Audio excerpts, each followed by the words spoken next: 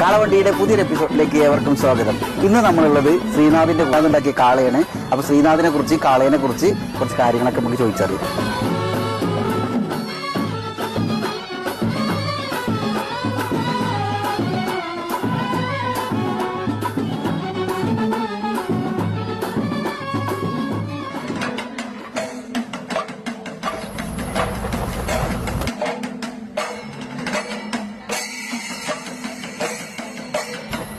ഇത് എന്നാണ് എനിക്ക് ഇതിനോട് പ്രൈസ് തുടങ്ങിയത്? പ്രൈസ് ചെറുപ്പശ്ശേരി കാള കളിക്ക് ഇയാളെ ആദ്യത്തെ കൂടെ അവിടെ ആയിരുന്നു. അപ്പൊ ആ വീട്ടിന്റെ ഫ്രണ്ടിലാണ് കാളയെ നിർത്തിയിട്ട് എല്ലാ പരിപാടി ഉണ്ടായിരുന്നു, സെറ്റ് ചെയ്യലൊക്കെ ഉണ്ടായിരുന്നു. അപ്പൊ അത് കണ്ടിട്ട് അങ്ങനെ ഭ്രാന്ത് കയറിയതാണ്. ദിവസമായി ഇത് മൊത്തം ഉണ്ടാക്കിയെടുക്കാൻ? ഉണ്ടാക്കി ഒരാഴ്ചയൊക്കെ ആയി.